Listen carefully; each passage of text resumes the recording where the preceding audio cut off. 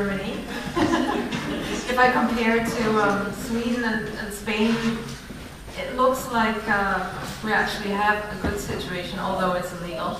What I put up there is pictures from our first home ed festival we had in September.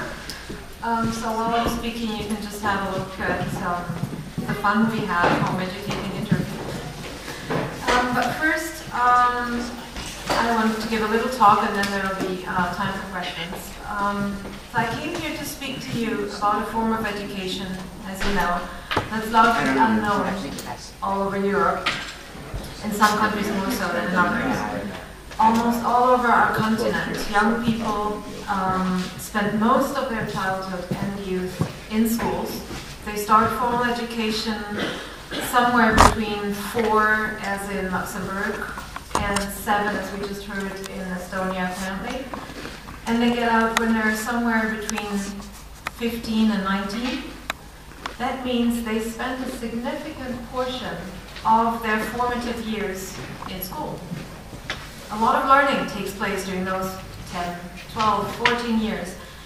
And it would be easy to conclude from that that the learning takes place because the children go to school.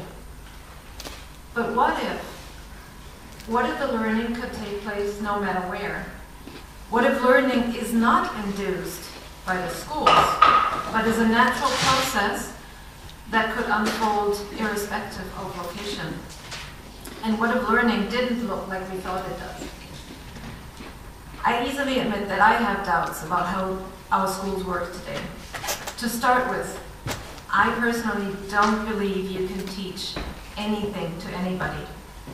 And I'm in pretty good company with that belief.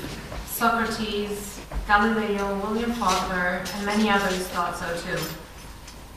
You can share with others what you know, but each person will need to do the learning for themselves. The American educator and proponent of unschooling, John Holt, puts it this way: learning is not the product of teaching. Learning is the product of the activity of the learner.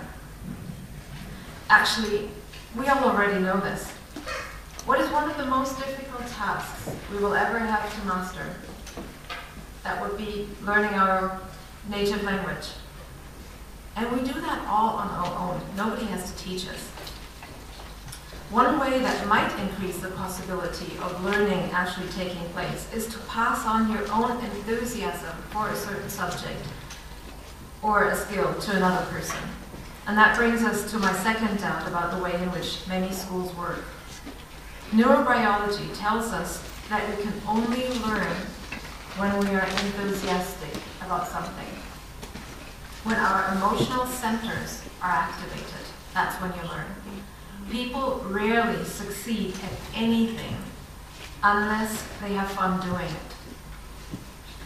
Schools, on the other hand, are often deficit-oriented. By this I mean they focus on what the pupil is not good enough at yet by their standards. So the pupil is urged to put in a lot of energy, a lot of effort into something he's not good at, and might not be interested in whatsoever, just with the goal to make him at least reach mediocrity. Would you enjoy that? Would you enjoy, after putting in a lot of work and a lot of energy, to become finally mediocre? I don't think that sounds like a lot of fun.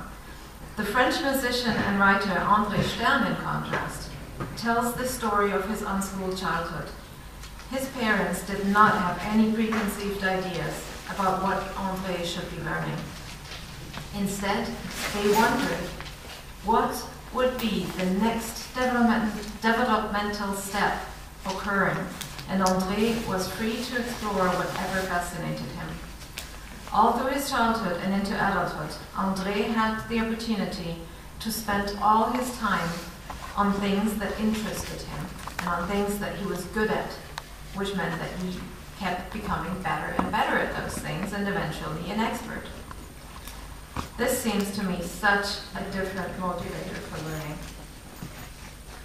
My third caveat about the way how schools work is the following. There is such a wealth of knowledge out there in the world today.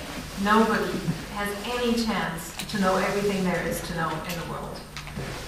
So I just don't get why we think that teaching everybody the same little cutout of this world knowledge, which we call curriculum, especially when they're not interested in the least bit, I think it would be so much more smart to let everybody acquire the knowledge that they're interested in.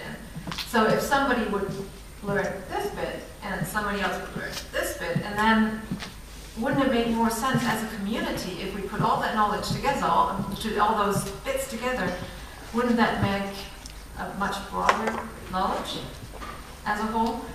That just makes so much more sense to me. And a fourth and last doubt I would like to raise is the emphasis many schools put on giving answers rather than asking questions. We stumbled upon the same subject in an Alexander technique lesson I had last year, and my teacher's take on it was this. In school, we learn that there has to be an answer to every question. But answers sort of close things off. An open mind has more questions than answers.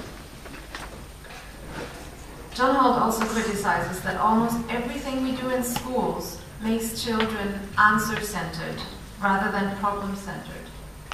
The question is, if we want to put our focus on answers, which are fixed, or on questions that open up a lot of room for learning, investigation, and development. In How Children Fail, John Holt states, the true test of intelligence is not how much we know how to do, but how we behave when we don't know what to do.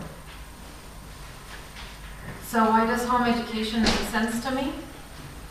Because first, it leaves the responsibility for our children's learning where it belongs, and that is with the children themselves. Second, it keeps the biggest driving force for learning in place, which would be their enthusiasm for learning. Third, it keeps the abundance of things to learn in place. Because there's just so much stuff out there to learn, and you just won't live long enough to know everything there is to know in the world. That's just a fact. And four, it keeps our ability to ask questions and solve problems in place, instead of just always looking for answers. According to Deepak Chopra's law of Dharma, we all have a unique talent, a unique way of expressing it. There is something that you can do better than anybody else in the world. And there is a reason why you're here. If everybody got the opportunity to discover that reason, I think we would most likely live in a different world. I wish children and young people, instead of being required to accumulate facts and knowledge in a high-pressure environment that we often find in schools today, if we could keep growing as individuals, or the kids could keep growing as individuals, found out what their strengths and what their passions are, and build on this to live a fulfilled life and contribute to their community. Growing up should, in my mind, should not be about grades, testing, or requirements, but about the joy of learning. My vision for every human being is for them to find out, everybody in their own time, who they want to be, discover their reason for being here, and realize all of their potential.